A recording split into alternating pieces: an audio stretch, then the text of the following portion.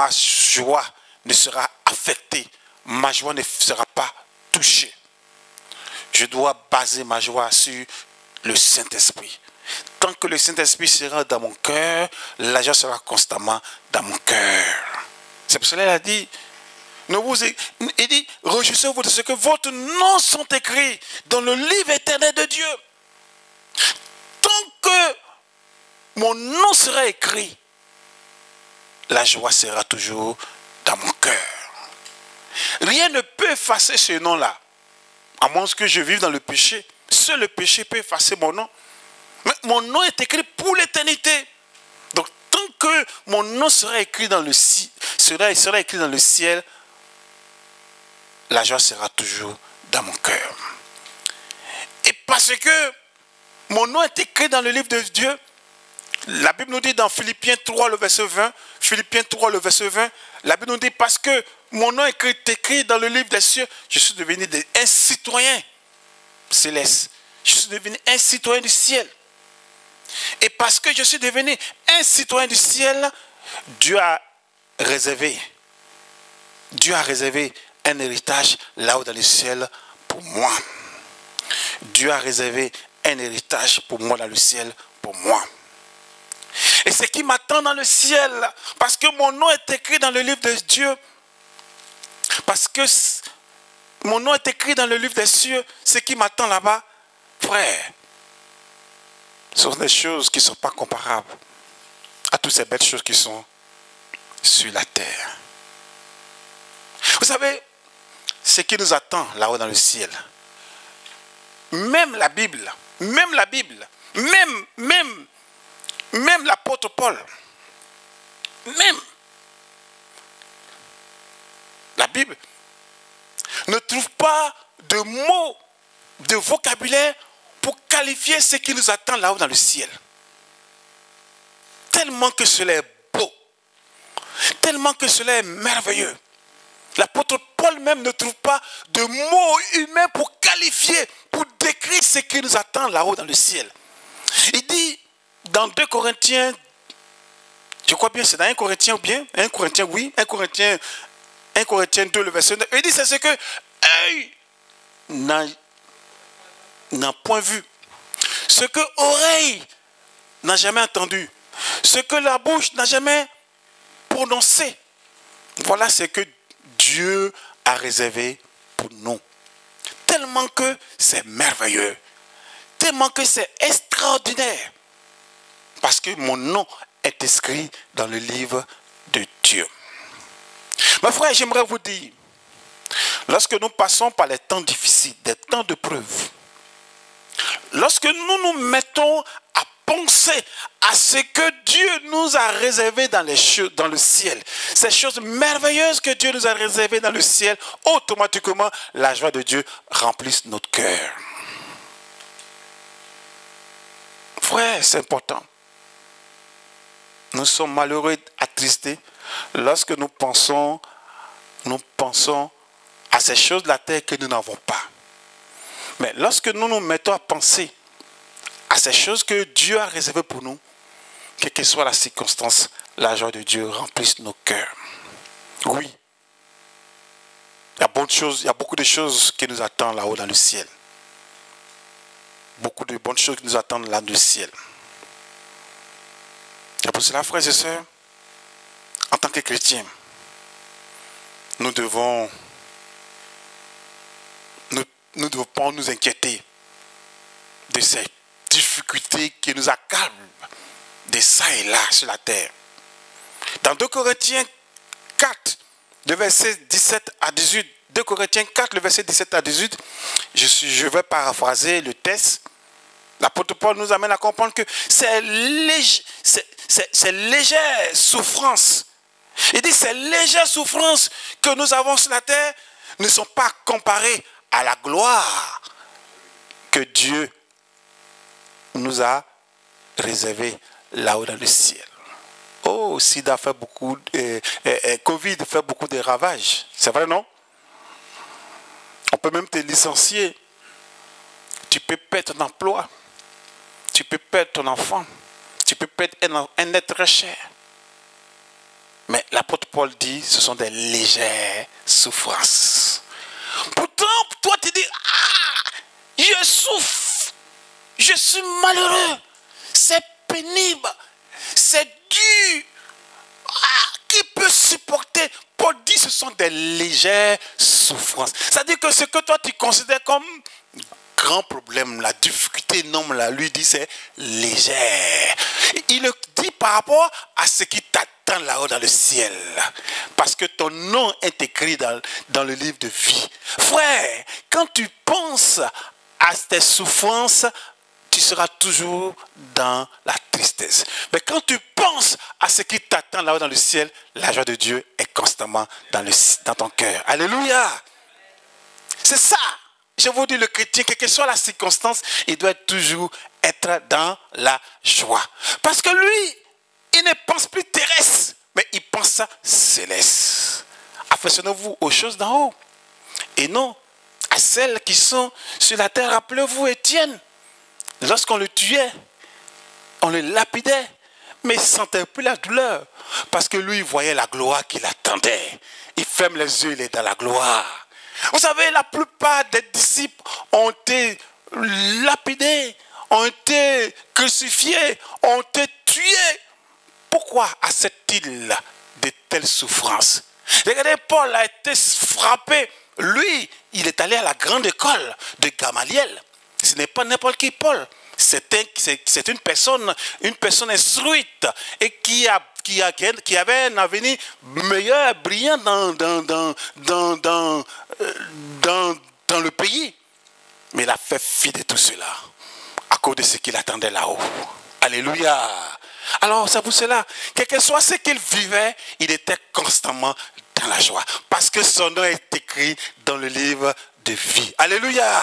Et parce que son nom est écrit dans le livre de vie, Dieu lui a réservé un héritage incorruptible, un héritage merveilleux. Oh frère, tant que nous serons sur la terre, nous aurons affaire à la souffrance, nous aurons affaire à des problèmes.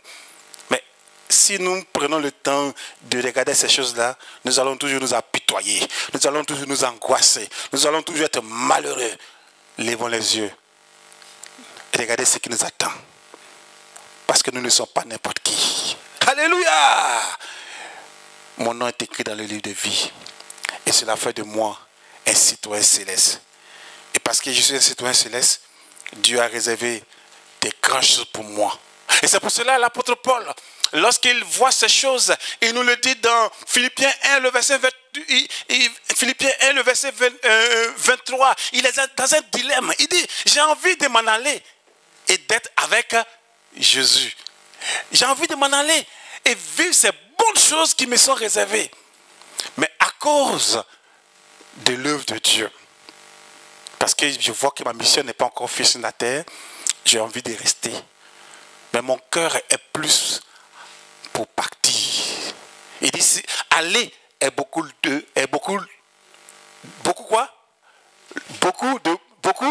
le meilleur. C'est ça, non? Aller, c'est meilleur. Rester, je reste malgré moi à cause de l'œuvre de Dieu. Sinon, ce que Dieu nous a réservé dans le ciel, frère, c'est merveilleux. On ne pense pas souvent à ça. Souvent, on pense à ce qui nous manque. On pense à ce qu'on n'a pas. On pense à nos prières. On pense à ces choses qui nous font souffrir. Frère, détournons nos regards et fixons-nous vers le ciel. Parce que ton nom est écrit dans les livres de Dieu. Dieu a tout préparé pour toi là-haut dans le ciel. La deuxième chose que j'aimerais souligner, qui est source de joie pour nous, c'est que nous avons tout en Jésus-Christ. Nous avons tout en Jésus. Il dit, réjouissez-vous dans le Seigneur. Effectivement, dans le Seigneur, frère, nous avons tout à gagner. Dans le Seigneur, nous avons le pardon. Dans le Seigneur, nous avons le pardon de nos péchés. Dans le Seigneur, nous avons la délivrance de nos péchés. Dans le Seigneur, moi j'ai écouté le témoignage de votre pasteur. Et c'est dans le Seigneur qu'il a été délivré. C'est pas vrai? Alléluia. C'est ça? C'est dans le Seigneur. Moi-même qui je sens de vous parler, mais j'étais un bagarreur. Mon témoignage, il fait peur. Mais Jésus m'a libéré. Et ça, c'est le Seigneur qui a fait cela. Dans le Seigneur, j'ai la victoire sur le diable, sur les démons. C'est pour cela, moi, personnellement, le diable, je dis, il est vaincu. Je n'ai pas le temps pour lui. J'ai le temps pour faire ma vie. J'ai le temps pour que ma vie soit en règle avec Dieu. J'ai le temps avec Jésus-Christ. Mon temps, c'est pour Jésus. Je préfère mettre de l'ordre dans ma vie que de laisser là me préoccuper des choses inutiles. Le diable, il va toujours nous attaquer. Il va toujours nous attaquer. Il a toujours attaqué Jésus. Même lorsque Jésus était à la croix, il est allé pour l'attaquer en disant, Jésus, si tu es le Fils de Dieu, descends de la croix. Ah, Satan. Il ne va jamais nous laisser tomber. Mais ce qui a fait la force de Jésus, c'est que il préférait parfaire sa relation avec Dieu que de se préoccuper du diable. Et c'est ça le chrétien. Nous avons tout à Jésus. Nous avons tout dans le Seigneur. Nous avons la paix. Nous avons la joie. Nous avons le bonheur. Nous avons la guérison. La Bible nous dit que par sa maîtrise, nous sommes guéris. Je dis toujours que les médecins soignent, mais la guérison, c'est Dieu qui donne. Et en Jésus, nous sommes bénis de toutes sortes de bénédictions. Lisez Éphésiens 1, le verset 3. La Bible dit qu'en lui, nous sommes bénis de toutes sortes de bénédictions. En lui, nous avons un accès auprès du Père. En Jésus, frère, nous avons tout. Nous avons en Jésus la vie éternelle. Ce que le monde ne peut nous donner, nous avons cela en Jésus-Christ. C'est pour cela, frère, lorsque tu passes par des temps difficiles, au lieu de regarder à ce que le monde peut te donner, regarde ce que Jésus peut te donner. Tu as Jésus-Christ. En lui, tu as tout. La Bible nous le dit, je crois que c'est dans Colossiens 2, au verset 10, je crois bien. La Bible dit que nous avons tout pleinement en Jésus. Tout pleinement. Nous avons tout. Donc, frère, nous avons tout en Jésus-Christ. Tout en Jésus. C'est vrai que tu passes par des temps difficiles, mais sache que tu as tout en Jésus-Christ. En Jésus, tu as la joie, tu as la paix, tu as l'amour, tu as le bonheur, tu as la délivrance, tu as la victoire sur le diable. En Jésus, tu as un accès auprès du Père. En Jésus, Dieu t'écoute. En Jésus-Christ, tu as un héritage là-haut dans le ciel. En Jésus, tu es une personne importante.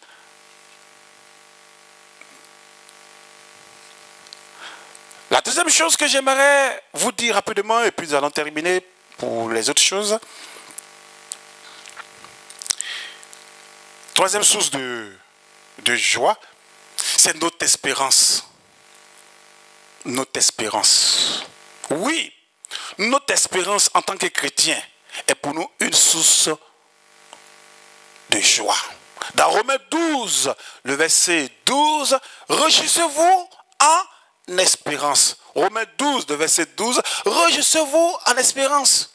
Oui, mon espérance est qu'un jour, Jésus reviendra me chercher. C'est ça mon espérance. Il a dit dans Jean 14, alors que les disciples étaient troublés, parce qu'il avait dit, il avait annoncé son départ. Ils étaient troublés, paniqués. Le maître va partir. Il dit que votre cœur ne se trouble point. Croyez en Dieu et croyez en moi. Il y a plusieurs demeures dans la maison de mon Père. Et quand j'aurai fini, je reviendrai. Et je vous prendrai afin que là où je suis, vous y soyez aussi. Il y a de cela 2000 ans, plus de 2000 ans que Jésus est parti. Et il reviendra. Il reviendra. Dans 1 Thessaloniciens 4, le verset 16 à 17, la Bible nous dit qu'un jour, au son de la trompette de Dieu, pom, pom, pom, pom, Jésus-Christ va descendre. Alléluia! Il va descendre. Peut-être que c'est ça, la trompette. Il va descendre. Come on. En anglais, c'est ça, non? En anglais, come on. Vas-y. Alléluia. Il va descendre. Alors les morts en Christ ressusciteront premièrement. Et nous qui serons vivants, si encore ils sont encore en vie, nous serons transformés et nous allons partir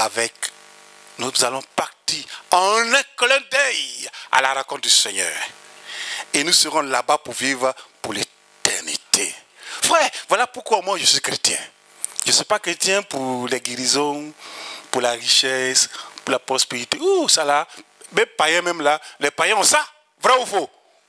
Guérison, prospérité là. Ils sont plus prospères même que nous les chrétiens. Si c'est à cause de ça tu suis Jésus, tu es le plus malheureux. Mais je suis Jésus à cause de mon espérance. À cause de ce que Jésus viendra me chercher pour m'emmener là-haut dans le ciel. C'est pour cela, moi, je suis chrétien. Et c'est pour cela que je me bats, je prêche l'évangile, afin que les gens comprennent la nécessité de donner la vie à Jésus, ou bien de s'attacher à Jésus, parce que nous avons beaucoup à gagner avec Jésus-Christ. Alléluia. Jésus viendra nous prendre. Dans Philippiens 3, le verset 20 à 22, la Bible dit qu'il transformera notre corps d'humiliation à un corps de gloire, semblable à son corps. Voilà mon espérance. Mon corps de Covid, mon corps de diabète, mon corps de je ne sais quoi, de quelle maladie. Jésus transformera cela. Alléluia. Un corps de gloire, semblable à son corps de gloire. Oh! Dans 1 Jean chapitre 2, le verset 28, la Bible nous dit, bien-aimés, petits enfants, plutôt,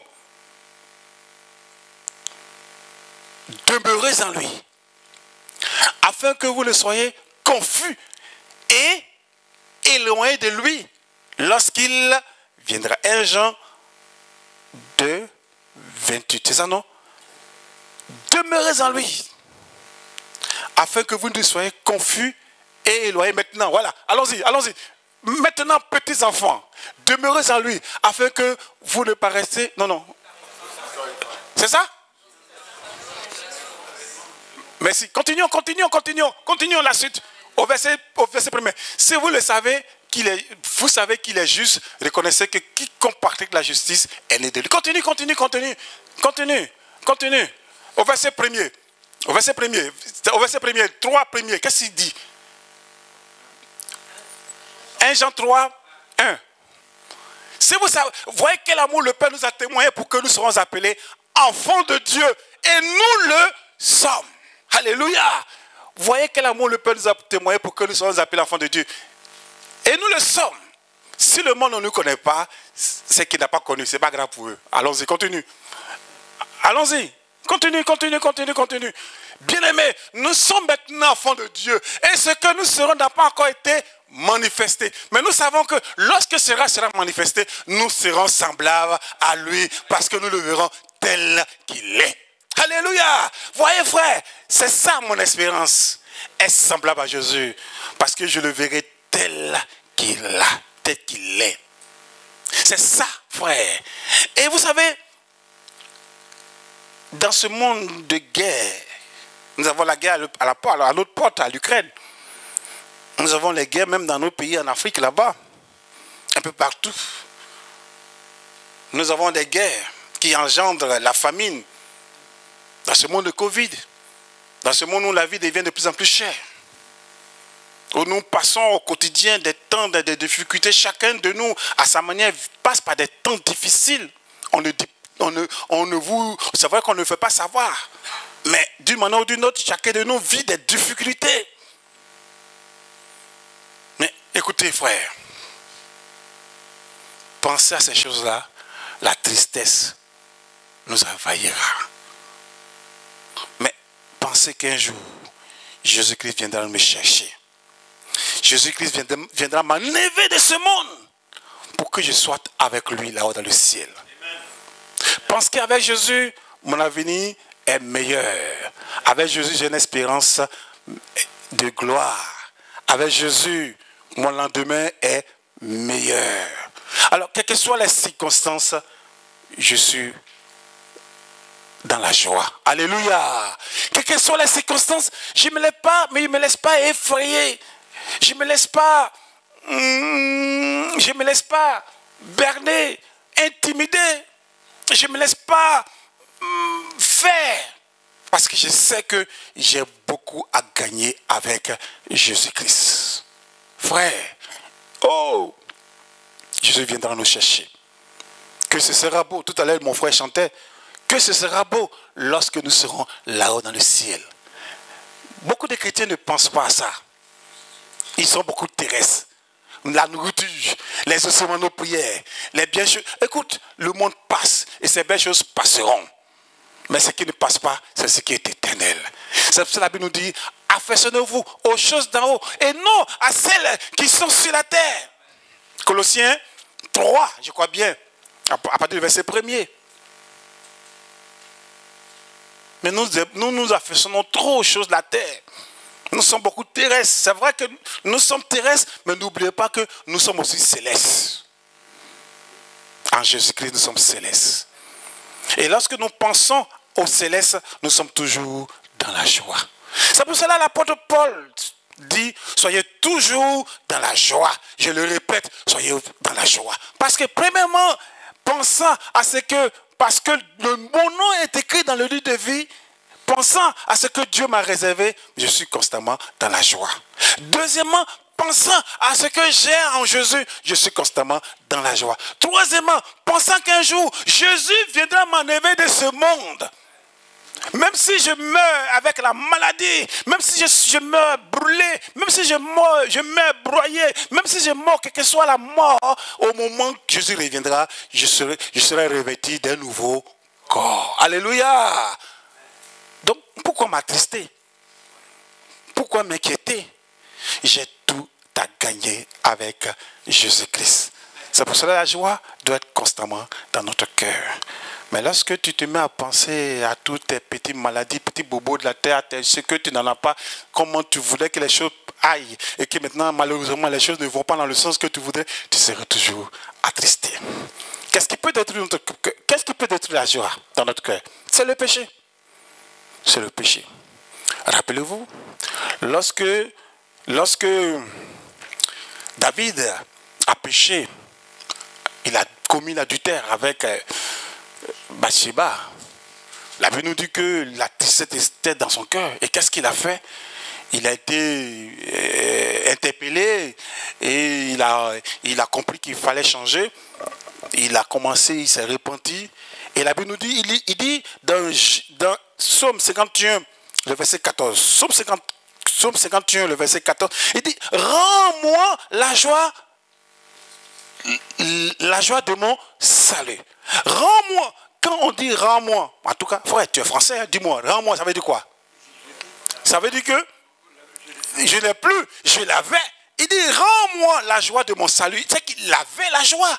Et à cause du péché, il a perdu. Effectivement, on a la joie du Saint-Esprit. Mais si nous péchons, nous pouvons perdre. Mais Dieu est miséricordieux. Dieu est plein d'amour. Dieu n'est pas là pour nous condamner. Il n'est pas là pour nous détruire. Il est là pour nous ramener à l'ordre. Il est là pour nous repêcher. Il est là pour nous relever. Alors, si tu arrives de pécher, frère, demande pardon à Dieu. David dit, oh Dieu, aie pitié de moi. J'ai péché contre toi et contre le ciel. Et Dieu l'a pardonné. Alléluia. La deuxième chose qui peut être source de soucis pour nous, source de joie pour nous, c'est les échecs, les soucis de la vie. Mais là encore, Paul dit, déchargez-vous sur Jésus-Christ. C'est Pierre qui nous dit, je crois bien, c'est dans 1 Pierre chapitre 5, le verset 7. C'est ça, non? Il dit, déchargez-vous sur lui. 1 Pierre 5, le verset 7, je crois bien. Déchargez-vous sur lui de tous vos soucis. Frère, je conclue le message en vous disant, avec Jésus, nous avons beaucoup à gagner. Alléluia. La tristesse ne doit pas faire partie de notre cœur. Parce que premièrement, mon nom est écrit dans le livre de Dieu. Et parce que mon nom est écrit dans le livre de Dieu, Dieu me connaît. Et parce que mon nom est écrit dans le livre de Dieu, Dieu a réservé pour moi dans le ciel beaucoup de bonnes choses. Deuxièmement, parce que en Jésus j'ai tout les bonnes choses en Jésus. J'ai tout en Jésus-Christ. Et troisièmement, Jésus revient me chercher. Lorsque je pense à ces choses-là, mon cœur est toujours inondé de joie. Que Dieu te bénisse, frères et sœurs. La Bible nous dit, on va lire le dernier verset. Mettez Romains 15, le verset 13. Romains 15, le verset 13. Qu'est-ce qu'on dit? Romains 15, verset 13, la Bible nous dit. T'as trouvé? Que le Dieu de l'espérance, vous remplisse de toute joie et de toute paix dans la foi, pour que vous abondiez à l'espérance par la puissance du Saint-Esprit. Amen. Que Dieu vous bénisse. Pardonnez-moi si j'ai duré. C'est vraiment, pasteur, c'est pas facile. Hein? Quand on nous donne le micro là, on tient ça, on ne veut pas laisser. On a beaucoup à dire. Que Dieu vous bénisse. Je crois que cela vous a fait du bien. Alléluia. Merci beaucoup. Éternel, c'est ta parole. Et devant elle, nous nous inclinons tous. Parce que nous comprenons notre état de bassesse, notre faiblesse. Nous comprenons nos chutes. Nous comprenons notre état de perdition. Et nous comprenons aussi que Dieu, tu es plein d'amour et de bonté. C'est un message d'amour et de bonté que tu veux nous donner pour nous encourager à continuer à marcher avec toi. Nous sommes des hommes et dans ce monde, nous sommes accablés de ça et là par toutes sortes de difficultés.